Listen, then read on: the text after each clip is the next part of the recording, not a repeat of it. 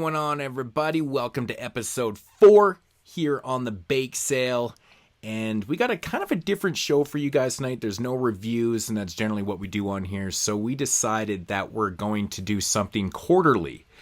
And basically just talk about albums that we've listened to through each quarter of the year and just kind of do a little breakdown. So we'll call this segment something on the lines of like, what's cooking in the system? Something like that, right? Might as well do something like that. So pretty self-explanatory, some albums that we've listened to. Oh, I will note one thing. We're not really going to get into the albums that we actually reviewed in the previous episodes, and will not also be included like in our top 5 kind of picks up in, you know, in the first quarter of the year here and stuff like that. So we'll just kind of keep it fresh. Even though some of those albums may be in our personal top 5s as of right now, we're just going to stay clear of those and just kind of keep it fresh with some new shit. So yeah. It kind of worked out cool that we're recording this on March 31st as well. So last day of the month. Yeah. For the first quarter. Yeah, actually worked out perfectly. Absolutely perfectly. So what are your thoughts on the first quarter of 2021? Oh, man, it's been pretty solid so far. I've been liking a lot of shit that's come out so far. If it keeps up like this throughout the year, man, it's going to be tough to narrow it down as far as like a top 10 list at the end of the year would be for sure. I absolutely agree, man. It's been really solid, especially recently. I felt like this last month in March there's been a lot of good releases that have come out in March alone. You know, I mean, like every other year, I mean, the first quarter of the year usually is a little bit slower, and then it kind of progressively gets better, especially towards the end of the year, because everyone has that push, like I got to push my product out kind of thing, right? But, you know, so historically it's slower, but I feel like March really stepped it up with that March Madness game, you know? So, yeah. The madness. The March Madness. Do you want to start talking about something? You can go first. Yeah, first I'll just kick it off. Guy, of course, both of us like is Hus Kingpin, and he put out an hour-long album at Fortis House.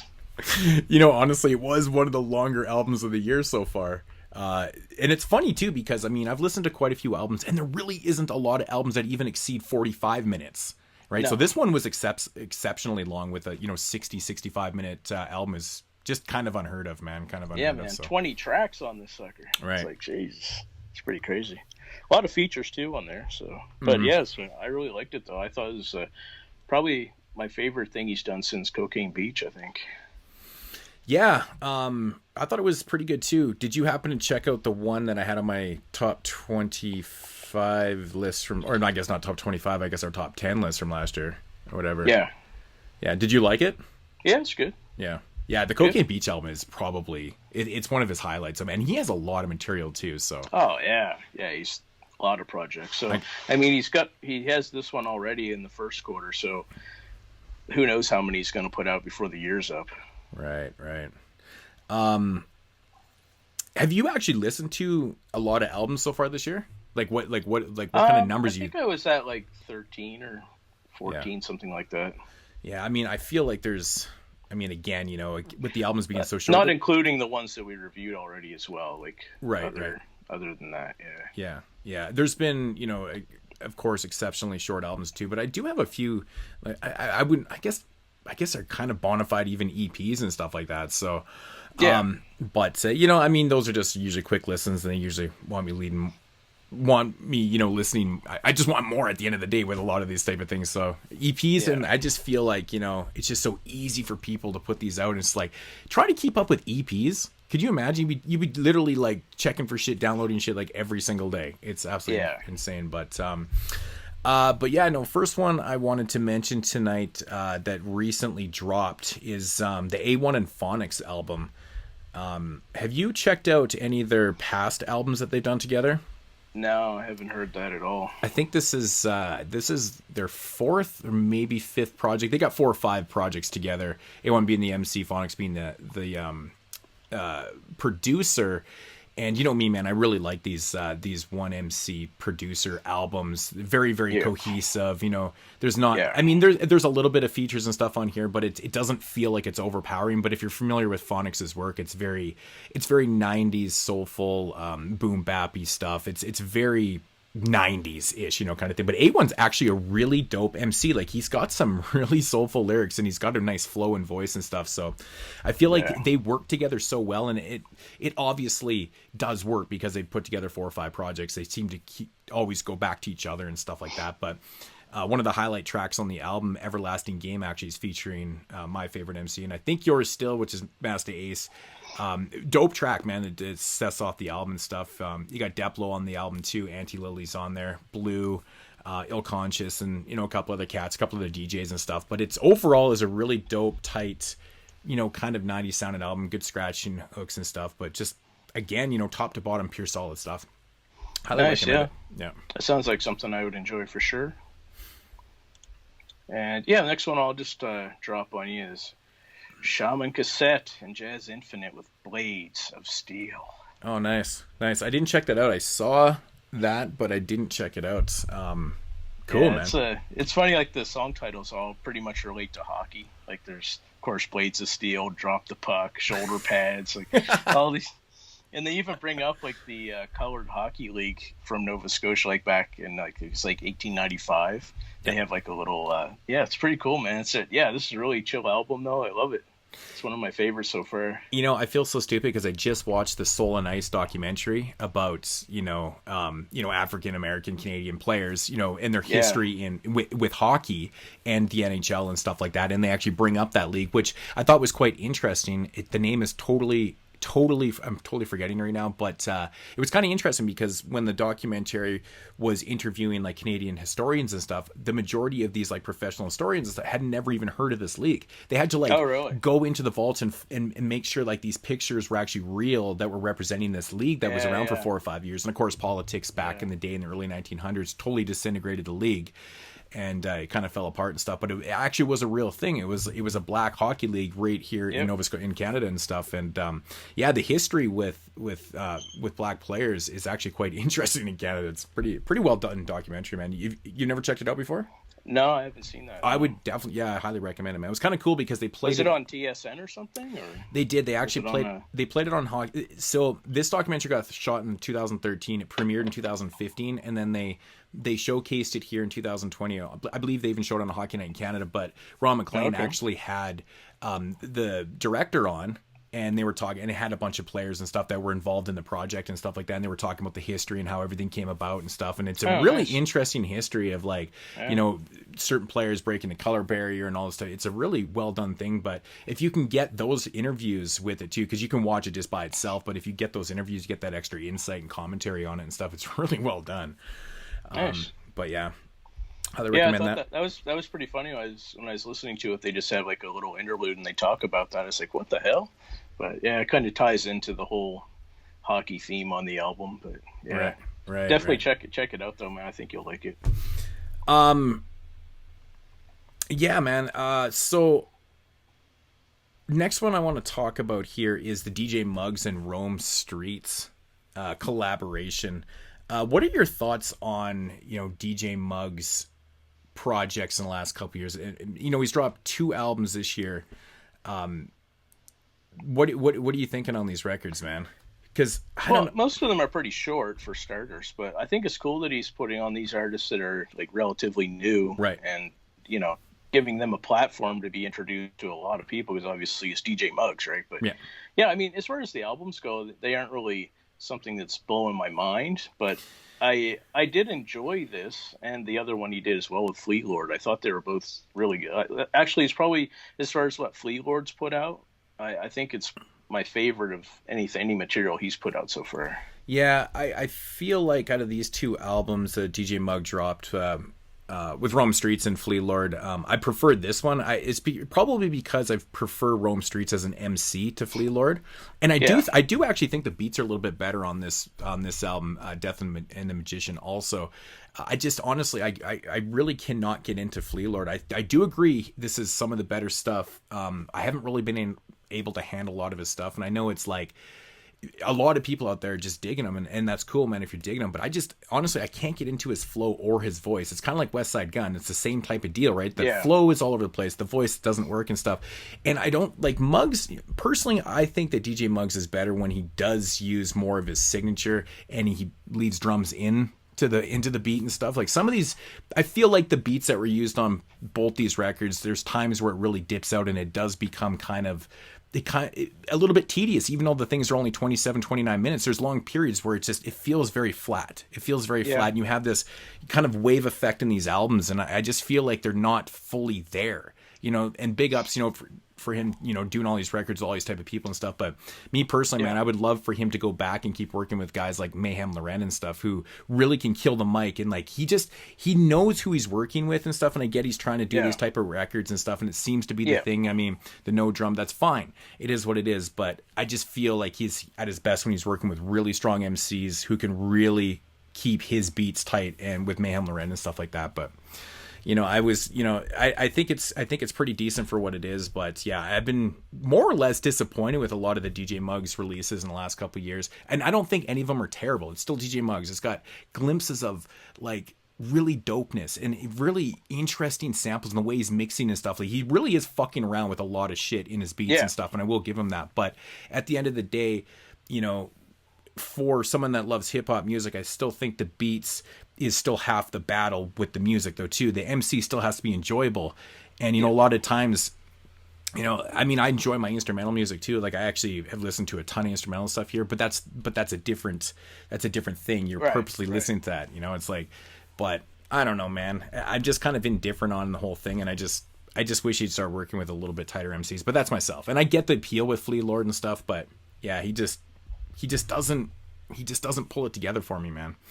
Yeah, I definitely like the Flea Lord album Ram LZ a lot more than you, obviously. But I actually enjoyed Flea Lord quite a bit on this. I thought it fit his style really well, and I really thought his rhymes were top notch on this as well. Yeah, I gotta say, man, the song Wallabies and Gucci Loafers, man, with Ghostface Killah and Rock Marciano. I thought Ghostface Killah sounded horrible on that. That's not the type of beat that he should be rhyming over, because you think of Ghostface on like that type of beat does not work for Rock Marciano. That's his style right now. Yeah. Right. And now we're getting the Flea Lord stuff like that kind of stuff worked, but throwing somebody like Ghostface in there over that, it wasn't coming off good to me. Yeah, at I all. thought that was kind of a strange fit for Ghostface as well in there. So. Right. Yeah. So. But yeah, it's pretty crazy the amount of material that DJ Muggs is putting out. And I mean, these beats aren't like you said, there's rarely drums in them, and it's kind of like different soundscapes and just kind of background music basically for these guys to go over. But yeah, man, props to him though for doing the shit all and putting these guys on though. It's incredible his output in like the last I want to say 3-4 years has been truly amazing. Because he taken kind of a break after he did those verse albums in the 2000s and stuff. Remember he did the Genius, Sick Jackin', and what was it, the Ill Bill and Planet Asia ones and stuff, and then kind of took a little bit of break from doing the hip hop, a few years. I know he was kind of doing drum and bass and things like that for a while, and then he just came back working with Mayhem, and then it just went ridiculous with these records, man. It's just nuts. But yeah, big ups to him. He's doing his thing. I mean, it's obviously working though too, because if you go to try and buy any of the DJ Muggs and whoever he's working with record, it's gone in 2 seconds. Gone. They're sold out quick. Yeah. And they're expensive too, man. Like they aren't selling these things cheap. Right. So yeah. But speaking of busy producers, did you hear the Armand Hammer and Alchemist album? I did hear the album, and I'm very curious to hear what you think about it, because this is kind of going back to what we just talked about beat-wise. And, frankly, before you get into your thoughts, I'll just kind of spit mine. It's like, Alchemist is one of those producers that's been all over the place for the last 20 plus years. Like he's done so many different types of different sounding albums, and whether he's rapping on it or producing for somebody else. I mean, from groups like Gangrene to whatever, like his own production albums to producing for other people, and he's just done so much things, man. And I don't know, I miss old Alchemist though, man. Like these beats right here, they're okay. I think the beats are actually kind of cool. Like he's definitely got away with it and stuff, but man, dude, I can't get into Armand Hammer, man. He's not my favorite MC at all. No. I mean, I think it's pretty good. As far as the beats go, like you hear little pieces, like you hear little pieces of like guitar loops. You'll hear little pieces of like more, eerie type beats. Like Alchemist is the style of like you can tell it's him. Yeah. But there's a lot of different styles within his style. Yeah. Like it's kind of weird how he does that, but you can always tell it's his beat though. Like it always has that Alchemist sound. Mm-hmm. But yeah, so I thought it was a pretty good album though. I mean, it's not, it's not going to be my favorite of the year or anything like that, but yeah, I get what you're seeing with Arm & Hammer though. I might not be into them too much, but yeah. Yeah, I listened to it a couple times, and I just thought maybe the first time I listened to it, I was like, well, I'd never heard of Arm & Hammer really before. I didn't really know where he was coming from, so I wasn't too familiar. Maybe some features, I don't know if I'd ever checked out a full project. So, but hearing him over the Alchemist, I was expecting things, and it's kind of funny, man, because I think one of my favorite songs on the record, I think might even be one of the shortest tracks on the album, which is Roaches Don't Fly. And it's like $1.28. I was like, am I serious? Like, because I was putting these mixes together, because I always do that. I always kind of make monthly mixes and stuff. And I didn't realize, but I put the track on. I was like, holy shit, that's like the shortest track on the album. It's so random, but I do. You like Billy Woods, so don't you? Yeah, I do like Billy Woods. I don't know how you feel about Elucid, but I think you like Billy Woods. I like Billy Woods, not all of his stuff. Like, he does do a lot of different types of records, and it is he's kind of experimental when it comes to things. Yeah. He's all over the place, which I do respect. If you're going to put out one thing and try something else, I'm always, all for that kind of thing. But yeah, I like some Billy Woods for sure. And some of the projects, not so much, but as a whole, I do dig them though. Yeah. Okay, cool. Yeah. Yeah. So, I mean, that's Alchemist getting out of the gate early as well, of course, but we'll see what his tally is at the end of the year. Him and Muggs are in a race for the most albums. Dude, it's so crazy, right? It really is so crazy, how much output that these guys have, man. It's really, truly amazing. So, yeah. Actually, another one that I wanted to bring up is the Propo 88 and Y Deluxe album called Certified Craftsman, as Certified Craftsmen. They name themselves a Certified Craftsman. Propo 88, I believe, is where is Propo 88 actually from? Is he a Dutch producer? I think that's the first thing that came to my mind, but I'm not positive. Because I know he's done work with Blabbermouth and stuff, and I believe he actually is from the Netherlands, just like Blabbermouth. Yeah, I think so. And that whole crew. Yeah. So, but yeah, of course, Y Deluxe, he's an American MC and stuff, and I've been a big fan of Y Deluxe for years. I think he's actually done a lot of really solid projects, man. He's a dope MC that kind of brings it, man. He's not like overly aggressive, but he has that type of flow that always seems to work with me and stuff. I know I think he did a bunch of work with Keo Itachi, and he's put out a bunch of projects and stuff. So I thought this was kind of an interesting project, because I hadn't really heard much from Y Deluxe in a while, and then him doing a whole record with Propo 88, and I was like super stoked on that, because I love his beats. If you're familiar with him, he's pretty much like a 90s kind of boom bap producer, very soulful. It's very 90s sounding and shit, but he fits on these beats so much, because Y Deluxe does do a lot of the boom bap and stuff like that. But this combination was, holy shit, man, it actually blew me away. I was like, damn, this is really dope. I didn't hear this album. When did it come out? Did it come out recently? Just recently, man. It's one of those records that surprised me too, because when I first saw it, I was like, oh, okay, that's cool. It's going to be another 27 minutes, but it's not. It's actually 14 tracks, 43 minutes. So I was like, it feels like a full album when you listen to it too. There's a lot of scratching, a lot of boom bap, just, not really a lot of features and stuff, but it just overall product is really damn solid. It kind of floored me a little bit. Yeah, so, nice. Yeah. That's cool, man. One that I don't know if you checked this out, but did you listen to Onyx for Life? I did. You know what? Oh, dude, honestly, okay. So I've been kind of taking a back burner to try and find physical albums this year, because it's been so hard to obtain things. Like, it's just, you know what I mean? I'm not going to get into that. But this is one that I actually did go out and grab, because I took a chance on it. And I listened to a little bit, and I was like, wow, that's actually better than I was expecting it to be. So I actually did grab it. I grabbed the copy, and they shipped it out super fast. It was from the Bandcamp stuff. And, me with Bandcamp, it's like 40% of the time you get your products. But this came within like a week, so I was like, holy shit. But this was surprisingly good, and shocking, the sound of it, because Onyx seems to they've been putting out quite a few projects in the last few years and stuff, and they most notably put out one with the Snow Goons last year or the year before. I wasn't really the biggest fan of that, to be honest. The Snow Goons beats have kind of fallen off the last few years. The last few projects that they put out, their own and collaboration albums, haven't really been the strongest. I prefer the roller stuff. And then, so I was, I was like, well, I was like, man, if they can't make Onyx, because Onyx kind of does their style would fit Onyx. And it just was kind of disappointing. And the 9 album, I didn't hate it or nothing, but it wasn't top tier for me and stuff. And me, I love 9, but this one was shocking. I was like, whoa, they kind of came correct. They sounded hungry on it too. It's cool. Yeah, man. I was actually really surprised when I put this on. I was like, holy shit, this is good shit. But have this feature from Snack the Ripper was on there as well. It's kind of cool. Yeah, man, it's very shocking, the sound, because if you're familiar with some of the projects that they put out, like I said, Snow Goons and some of their other kind of like black rock. They did an album called Black Rock a couple years ago, and it's funny because it's influenced by like rock guitars and stuff. Not the whole album is like that, so it's very it's very wavy. It's like one song is like all up here, and the next song is here, and then I don't know. They just do such odd albums, and Onyx is strange like that, but this one was definitely worthy of checking out, though, for sure. Yeah, definitely. Yeah, it's cool, man. I didn't think you were going to be bringing that one up. That's kind of interesting. Yeah, I just gave it a listen. I said, you know what, I'll give it a shot, and I just actually enjoyed the damn thing. I was like, holy shit, this is good shit. Right. Crazy.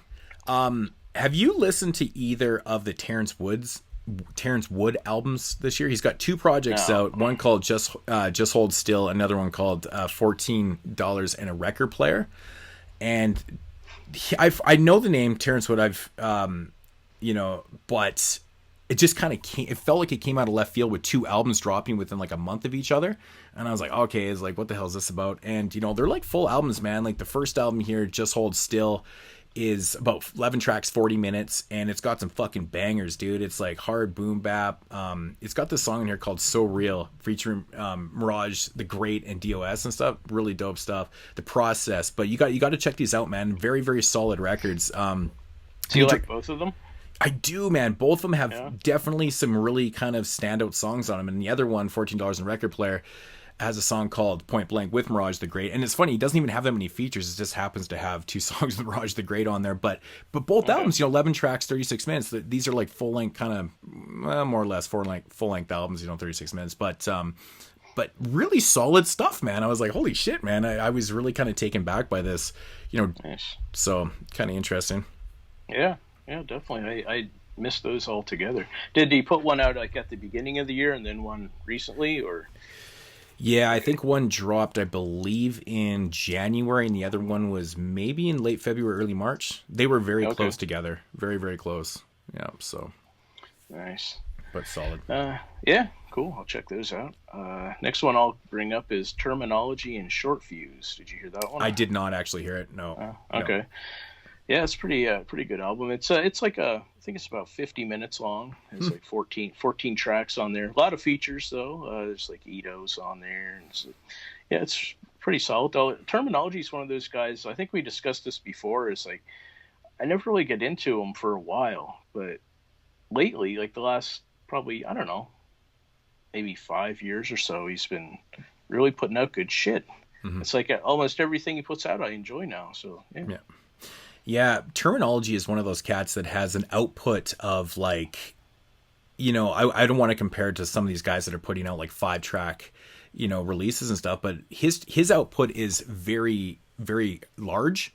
Yeah. But his releases are always full length too, and always up and above. Like he's got those mixtape, the mixtape series, the political politics, whatever it's called. I can't remember the series, but he's got like 10 of those, and he's got all these albums, and he works with so many. 3, so yeah. Right. I mean, he's got 3 albums. The 1982 albums with Static Selector. They've got 3 of those albums. He does albums quite consistently, and he's all over features, man. He was like, remember a bunch of years ago when like Ghostface Killah and Raekwon were the guys who were on every fucking buddy's albums, man. They were making millions of dollars just off of features a year. They didn't even have to drop anything. It was crazy. Well, I feel like that's Terminology, man. He's been that dude that's been featured on so much shit in the last like 10 years. It's crazy, man. But I feel you though, man, because when Terminology was around, he was around for years, and I used to hear him on mixtapes. I used to hear him on features and stuff, and then he dropped his like first album, not first album, but it was one of those albums that had like DJ Premier production, Easy Mo B, had like all these cats, and then the album was like super disappointing. I was like, what the fuck? Yeah. So I fell out of checking for Terminology. I'm like, if he can't drop a dope record with these producers, and I'm talking, he had like 4 or 5, like we're talking, top shelf producers on here. And I'm like, okay. It was just kind of a miss, I guess, but overall, no, he's done some pretty good projects. So I'll have to check that out. Yeah, Rex has a really good verse on there as well on the track, Derelict. So yeah, definitely check that out. Nice. Another one I was actually bumping just before we got on here is the J Royale album. It's called The Ivory Stoop. Okay. This is, again, more kind of boom bap. It's not overly 90s sounding, but it's, you know, it's more like new age kind of stuff. It's got some features from like Benny the Butcher's on here. Ill Conscience is on a couple tracks. Conway's on here. It's pretty much it for features. He does more or less the album by himself and shit. There's a remix actually of a song called The Iron, remixed by Big Ghost, with Benny on it and stuff, and which is, you know, there's original on there too, which is really dope. And there's also another remix of The Transaction with Conway. Those remixes are fucking fire, man. The Big Ghost remixes on here are so super dope, man. But nice. I definitely would give this one a shot, man. It's got kind of one of those album covers that like doesn't even look like a hip hop album cover. Okay. It's like a black and white shot of like a building and someone's, it's kind of crazy. So that's actually kind of what got me into checking it out. I was like, gee, I'm like, the name seems familiar. I'm not sure if I know the name or not, but I was like, I'll give it a shot. And yeah, good music, man. Very good stuff. Nice. Yeah. Gee, I'll have to check that out. And since you mentioned Conway and Big Ghost, what about the Conway and Big Ghost album? If it bleeds, it can be killed. I thought it was pretty solid, man. I thought it was actually really solid. You know what? Of course, at the first, we always said, like, you know, Benny's the best of the crew, right? Like, yeah. Conway second, and then, you know, West Side Gun, whatever. But I think Conway's taken over, man. Like, for me, he's just like, everything he puts out seems to get a little bit better. So I'm anticipating this new album he's putting out, because everybody that I've heard mention it, it's like they're all saying it's the craziest shit, and like, so I'm really looking forward to that, man. I'm really getting into Conway here. Yeah, I like Conway. I just, you know, I think I wish he would drop the ad libs a little, just to maybe soften it up just a tiny bit, man. It's kind of getting into that whole West Side Gun type territory, but honestly, no, Conway has been growing on me a lot, and I think this album's really dope, man. Big Ghost beats are just off the fucking chain. Oh yeah, man, everything he puts out is good. Like I haven't heard an album that he's produced or whoever the fuck it is produced that has been bad at all. Like, not even close to being bad. They're all good shit. Yeah, no, the dude is super solid, man. Really, really solid. Yeah, I thought the Conway record, you know, it was kind of, it fell into that kind of typical territory of 10-track, 30-minute type record. So it goes by really quick. But, you know, for the thing I like about Conway, though, like, he, you know, even if he has a bunch of features on there, he seems to kind of always outweigh them too. Yeah. Even in, like, with his voice and stuff, you always kind of take away his verses and stuff. And there's not an abundance of features on here. It was cool to see Knowledge the Pirate on here. He's dope, man. And then, of course, Rome Streets. Yeah. That's why I wanted to bring up that track with Ransom and Rome Streets. And Ransom's a fucking beast, too, man. He's really dope. So that was kind of an interesting track, Ransom and Rome Streets, and Conway with Kill Our Rats, which is kind of like a standout track to me on the album. I think that song was fucking amazing. Yeah, that's a grimy song right there. Yeah, it's probably my favorite track on the album, to be honest. But, with talking about Conway, what'd you think of the plugs I met, too? The Benny. I'm going to say fucking... Talking about Benny? Yeah, I mean, this is 9 tracks, 28 minutes. This album just seems to fly by when you listen to it, man. It's ridiculous, but... Yeah, there's a couple of songs on there I wasn't really feeling at all, but for the most part, it's pretty damn solid. Yeah, I thought it was pretty solid. I mean, I think the plugs I met, the first one's a little bit better. I was a little bit taken back by the features on here, like seeing French Montana and Jim Jones on a track. I thought that was kind of interesting, and then Fat Joe on a track, and then 2 Chainz. And who else is on there? Rick Hyde's also on there too. So not your normal features and stuff. And it was kind of all over the place, really. I was like, whoa. Yeah. So that kind of took me back a little bit. I thought the beats are pretty cool for the most part. I mean, you got more, you know, more samples from Scarface and things like that on here. Of course, you're going to have, but it's more of the same. I mean, if I had to compare the two, I think I'd probably take the Conway project over the Benny project right now. And that's coming for somebody that's been pretty pro Benny for the most part of this whole Griselda existence. So, yeah, it is what it is, man. Yep. Yeah, I definitely take the Conway over the Benny as far as those two projects are concerned. Mm-hmm. So it'll be interesting to see what comes out later on in the year for both of those guys. Right. I mean, I hope this hype machine on the Conway, and no pun intended, the hype machine, is gonna outweigh the record, because, man, you know, sometimes one of the biggest hypes I've ever seen was for the new Busta Rhymes album. Yeah. The LE record, man. I've never seen so much hype for a record since, like, I don't even know. I can't even remember, dude, because that was involving everybody. You know, people that listen to underground hip hop, people like mainstream, and it was everybody that was really hyping this shit up. And it wasn't just the people that were semi-involved. It was everyone that had heard stuff from it and stuff that were throwing in their input before the album dropped. And I was like, this is fucking nuts. The album didn't disappoint me. It disappointed a lot of people. And it was kind of funny too, because that album was being talked about like it was the next greatest thing since sliced bread kind of thing. And I'm like, okay, which I think was a little bit too extreme for what it was. Yeah. But it was kind of funny because it was one of those cases where a lot of people that were really kind of hyping it up and this is going to be the best shit went pretty fucking silent when it dropped, man. You didn't hear much when the album dropped. Like I didn't see a lot of like reviews, which was crazy. People were free to say that they didn't like the album. I was like, wow, that just happened, man. That's crazy. You know? So I thought that was kind of interesting, but yeah, that does happen sometimes. I mean, whether people are paid to say this shit or not, who knows? But I mean, the proof is when it comes out, right? So I mean, I would like to like think that guys like Knots and shit are getting, you know, I think Knots might have been a part of it and stuff. I think he was, but certain other guys that were like, oh, I heard some shit off there. It's like fucking dope. Like I want to say and really hope that those guys aren't being paid to say that shit because it's just, I hate that shit, man. Like just fucking bring your honest fucking feelings with some stuff, man. It's like, come on. But yeah, you just can't trust the hype, man. It's like, 'cause that's the thing you always have to think about. Is it really real or is it people getting paid to say this shit? So you can't trust anybody, man. No, don't believe the hype. No. Yeah, boy. Definitely not. I assume you heard the Jazz Spastics album. Oh yeah, dude, it's fucking awesome, man. Craig G feature on there too. Dude, the features on this record are so dope. And you know what I like about this record, man, is that they do a bunch of instrumental kind of Jazz Spastics production interludes and shit would go so well. But they got like Sea Ray's Walls on here, We Be Foolish, which was amazing. The Artifact song, By All Means, I believe actually came out a year ago. I think they may have dropped like a 12-inch. It was a single, but it was for the forthcoming album. And that song's amazing. The Percussions were even on here, man. A group that was on Ruckus back and probably a group that I don't think nobody even realized it was on Ruckus, man. They didn't cause any ruckus apparently. Even Cool Keith made an appearance. Dude, Philmos Chill. Like we talked about him in our fucking best albums last year. Count Bass D. Yeah. Soundside, Cool Keith and Craig G, man. What a lineup of MCs, dude. Like I feel like everyone hit on here too. Cool Keith was dope. Cool Keith was really dope on this track. I was shocked. It was like Cool Keith and Jazz Spastics. Yeah. That's gonna wow out, man. Yep. It's crazy. Yeah, man. The features are all over the place, but definitely dope shit.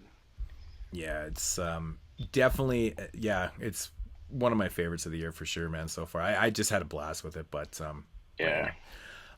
so have you checked out the Treats and Charade album? I have not. I know you're not like the biggest fan of Glad to Mecca, but he's also the guy that did a couple albums with Ill Treats. So I think I remember you saying that you liked the beats. You just weren't a big fan of his voice or whatever. Yeah. But anyways, if you remember what those albums sound like, you're going to get some Ill Treats on here. And Charade's actually really dope. And I think you would like Charade actually a lot more than Glad to Mecca. But it's more this, it's very jazzy 90s kind of boom bap sound and stuff, scratches and shit. And it's one of those albums too, that it's just like, again, very low key features, man. Afro does a song on here called Pipic and it's fucking dope, man. Afro sounds so cool on this beat, man. He kind of double times it and shit. It's like, I don't know. He just sounds really cool. I might have heard that. Yeah, it's good, man.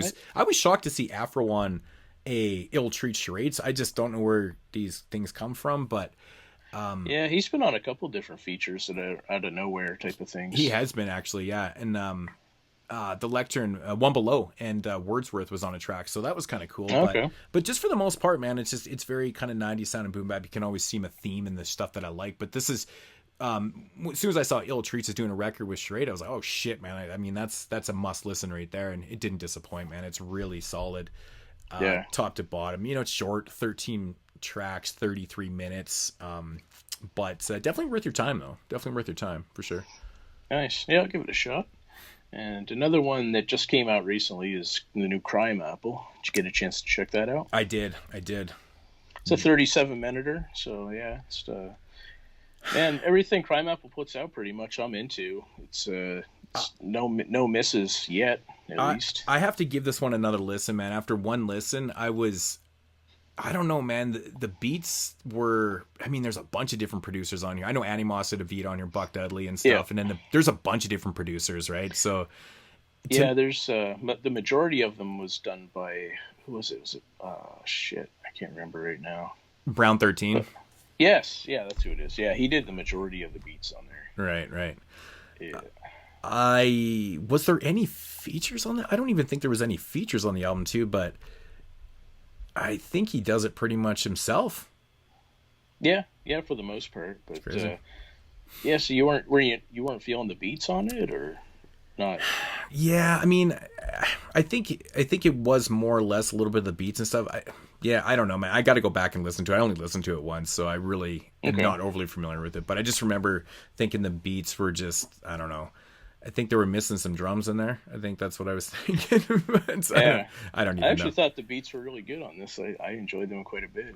So Right. Yeah, like I listened to it probably, I don't know, maybe 3-4 times. I listened to it a couple times today, actually. So. Yeah. I gave it one spin, and that was about it. So, like I said, I didn't even want to really bring it up because I just wasn't overly familiar with it and stuff. So, yeah, which I will. I mean, it's Crimeapple. I'll go back and revisit it and stuff. So, most definitely. But yeah, no, that's cool.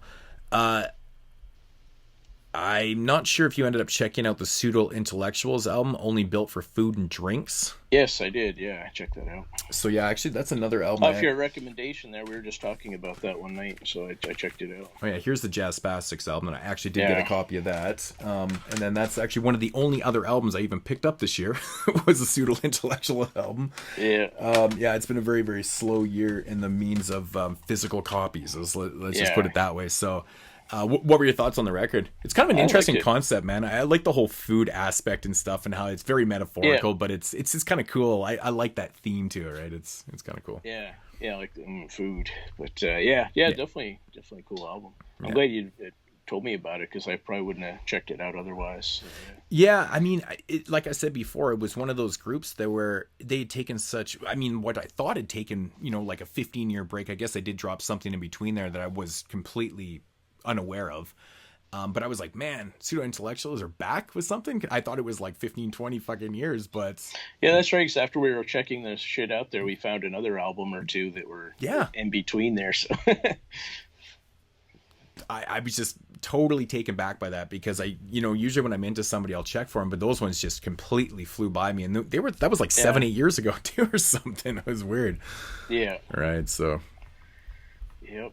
So yeah, it was good shit though. Probably I'm just checking here to see. I think the only other thing I really listened to that much was the new Vic Spencer. I was listening to that today as well. The Psychological Cheat Sheet 2. I don't know if you had a chance to check that out or not. No, I did not actually check that out. It's really interesting. I don't know if do you like Vic Spencer at all? I don't know if you really do. I don't think you do. I checked out one of his albums last year and I wasn't overly feeling it. It was kind of strange to me. And yeah, he definitely is strange. I could see that's a good description of him, really. Yeah. But I think it's worth checking out, man. I enjoyed this. It's it's Vic Spencer type shit, but yeah, you might not like it since you're not really a big fan of his. But yeah, I feel like he's kind of an acquired taste, but I feel like he's somebody that you got to listen to quite a bit to kind of get into his whole where he's coming from type thing. He's just different. Yeah. He's definitely different, man. But you have to be in it. I don't know if it's probably not something you want to listen to. If you're in an upbeat mood type of thing or anything. Right. Yeah. But yeah, I'd say it's worth checking out if somebody is interested in it. But, right. Well, I'm assuming that you definitely listened to the Your Old Droog and God Fahim album. Yes. The YOD Fahim, which we did. Obviously, we reviewed the first collabo that they put out earlier this year, and then this album just. I think this album's incredible, man. The productions, unlike the one before, I think it was all done by God Fahim. This one definitely changes it up on the beats here. And you got DJ Preservation on a couple tracks. I know Knots did a beat. Cool Chris. God Fahim did do 5 or 6 beats on here. Ghost McGrady was on here. Yeah, the beats he did were good too, though, man. Like I had Yeah. no problems with his beats either. So, but Yeah. yeah, it's cool they changed it up, getting more producers involved. Well, and that was the thing about this record too that I thought was kind of interesting, because remember how when we reviewed the first project, it felt like a God Fahim album featuring your old Droog, because every song was kind of the same. It would start with him rapping, and then he would come in. It was basically the same construction to every single song. Where this one they do mix it up. Some will start, one of them will start, and the other one won't. But the beats are all done differently too, so it kind of gives it that different flavor. But I thought it was kind of interesting that Droog didn't even have one beat on here. They put together a 14-track album, 41 minutes, and most of the record was done by other producers, but he didn't even have one of his own beats on here. I thought that was kind of interesting. But overall, man, I think it's a fantastic record, man. I mean, it's kind of going hand in hand with the first one for me, man. I think the lead single produced by Knots, Slam Dunk Contest featuring Pharaoh Monch, is just like it's a fucking slam dunk. With for lack of a better, Monch's verse was pretty strange, but yeah, it's good shit for sure. Yeah, it's cool, man. But again, not really a lot of. I think that might even be the only feature on the record. If I maybe one more, I can't even remember. But I think it is actually. I love the track, man, by DJ Preservation, Charles Barkley. I love the Charles Barkley track. That track was fucking dope, man. Really cool stuff. But yeah, I was very impressed. And I mean, again, Droog never seems to disappoint. But I just. After hearing that first project this year and it being kind of a very much a standout type album, like it was so interesting, the sound of it and how it was compiled. And it was just a different sounding record to put this out and be like completely different sounding really. And just so cohesive again with these two and mixing up. And man, I hope they keep working together, because they're becoming something pretty fucking special, man. Yeah. I assume that they're going to keep working together and perhaps even, frequently as a group, so hopefully so. I just feel like their work ethics are about the same. Like Fahim obviously puts out a lot of material, and as we know, your old Droog can put out a lot of material in a short period of time and do quality releases. I mean, a couple years ago he dropped 3 albums in 1 year, and all 3 of them were fucking completely different, all different types of themes and stuff, but so good. And I feel like these two have so much to offer in the ways of like just putting their creative minds together and shit. So yeah, definitely. Like you said, man, Droog is pumping shit out constantly. So, and as far as production, like Fahim can put out beats all day long.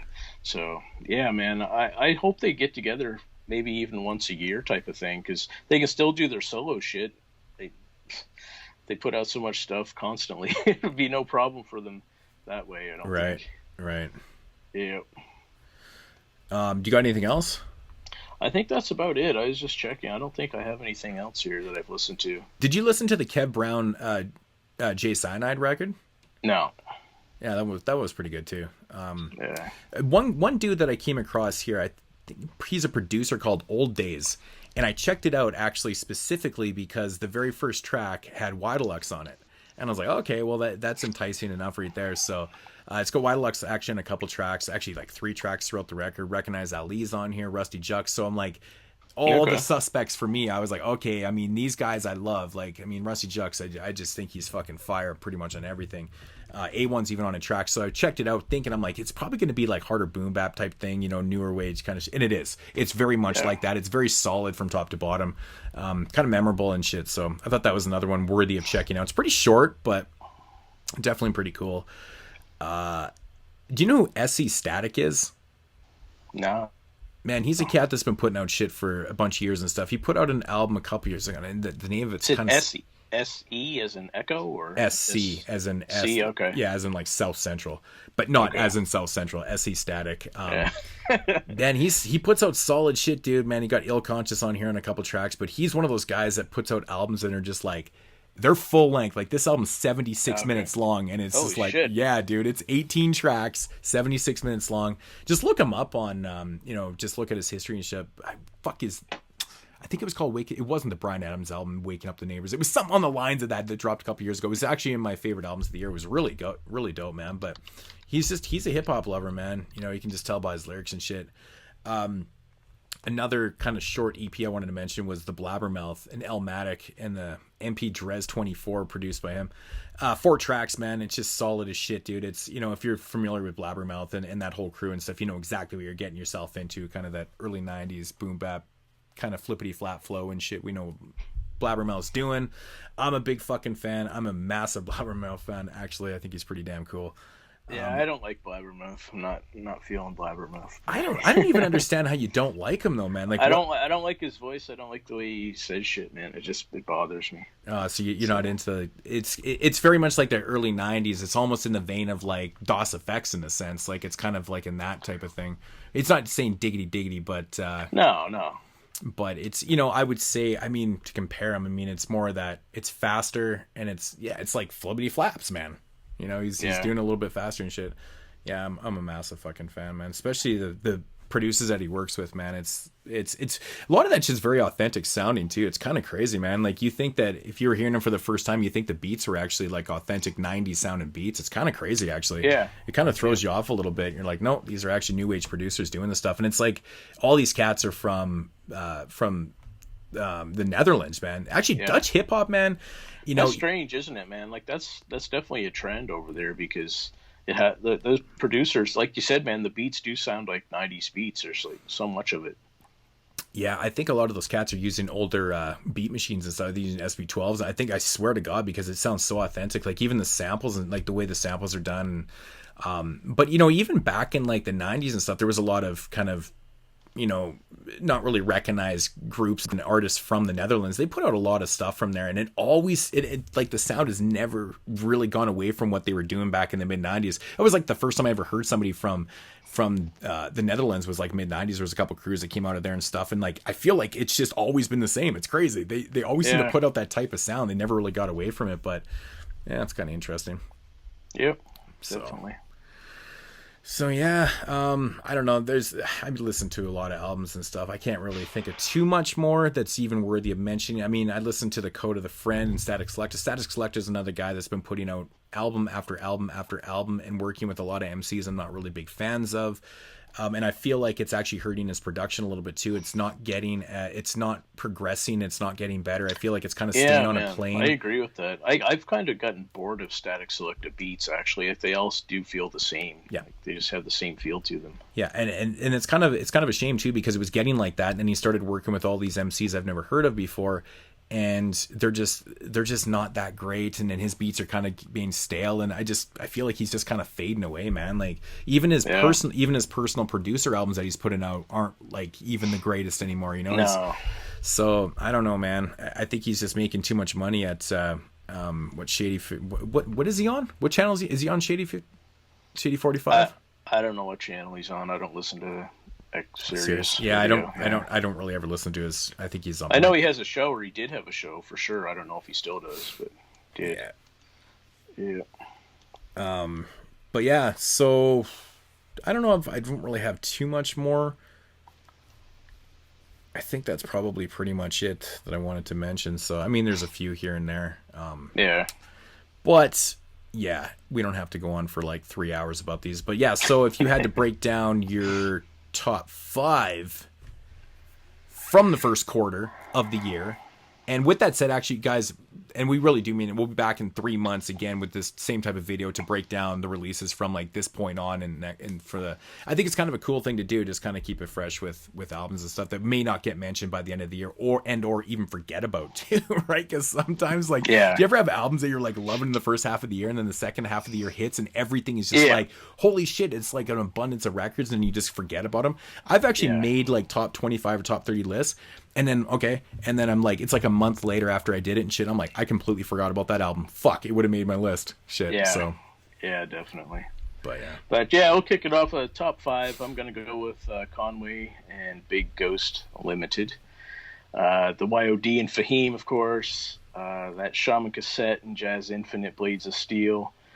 The new Crimeapple, and last I'm gonna throw in Hus Kingpin with Portishead right now. Cool. Again, no order, but I'm going to go with, well, actually, there's more alphabetical, but yeah, not ranked order, but A1 and Phonics, nothing less. Certified Craftsmen, which is the Propo 88 and Y Deluxe record. Treats and Charade, Jazz Spastics, and of course, the Droog and Fahim, the YOD Fahim record. And then, you know, honorable mention to pseudo-intellectual So that, those are the ones that are really sticking out from like the last 3 months, besides the ones that we mentioned. Again, if you guys, we didn't really mention 13 and stuff, but it may or may not be, there at the end of the year. But, I actually listened to the album again the other night, and I was like, it's still really cool, man. It's still really interesting to listen, man. Pheromonch is just fucking highlighted. I listened to some tracks on it, but not, I don't listen to the whole album. I don't listen to the last song. The last song is the one song I don't really care for on the record too much. But for the most part, I mean, I think everything is pretty stably to listen to and shit. But, oh, I was actually going to ask you, is there any like random singles and stuff that don't really have albums this year that you heard that... I just heard the new Vinny Paz single. Oh, I haven't heard that yet. Yeah, just came out a couple days ago. Did you hear the Five Dog Nutshell Part 2 remix? So they use this. I did. So they use the same beat and the verse from Five Dog, which is original. Like, this is stuff that was done while he was living. He actually passed away right after. But then they went and did a remix with Busta Rhymes and Redman, and I liked it because they kept the same beat and everything. They used everything and kept it kind of in the same realm. I thought it was really fucking dope, man. Yeah, it was really cool, definitely. Man. Yep. Yeah, that was kind of cool. Actually, one remix this year, man, from Horse City Afro.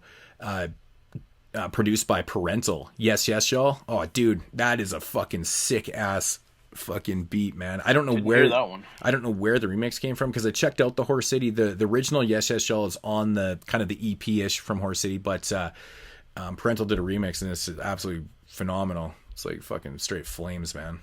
Nice. Yeah, Parental's another one of those guys, just like legit kind of sounding 90s boom bap, but just sick, man. Really, really sick. So. Yeah. What was that other one? There was one more I wanted to mention. Oh yeah, this one fucking blew my mind, dude. Brand new Large Professor with Al Scratch. Right? I'm talking LL Scratch, like Al Scratch. So they have. Is it like just a single, or are they doing an album together? I don't know if there's an album coming up, if there's a full project, but I found the single on these mixtapes that I check out every week, and it's called Be Original, and I almost shit. I had to like triple read that. I was like, Al Scratch and Large Professor, because Large Professor's been pretty quiet recently. He hasn't really been doing a lot for anybody or himself and stuff. I don't really know what he's doing. Living off that main source fetty, I guess.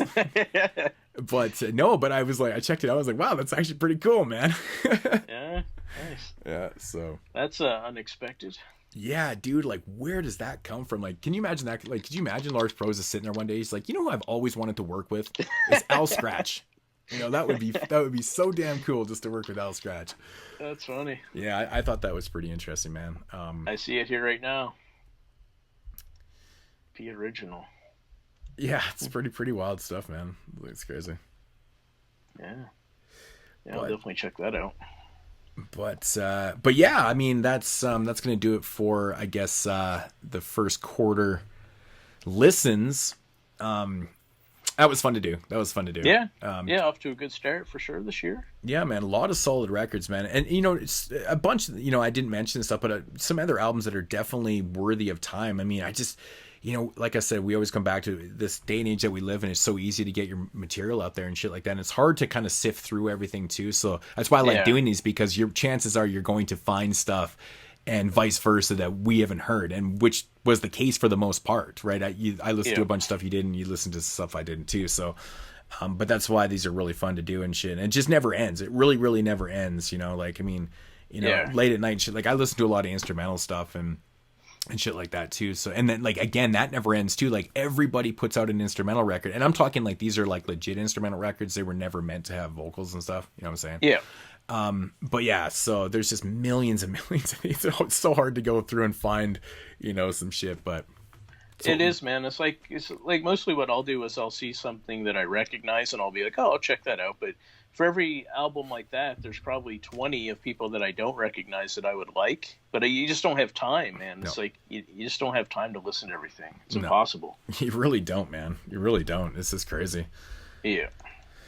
Yeah. Okay. So yeah, I mean, that's going to do it, guys, for episode 4 here on the Bake Sale. We'll be back with episode 5 soon. Once I guess we figure out what we're doing.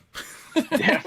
That's always the challenge. What are we gonna do? Yeah, no one's even mentioned, no one's recommended anything, so I don't think people listen to the end of the show, which is not uncommon because these are long videos and stuff. But yeah, if you are listening and you want to possibly recommend something, feel free to recommend something. That's, it's always welcome. So definitely. But yeah, we're gonna be out of here, guys, and check you next time in episode 5. Deuces.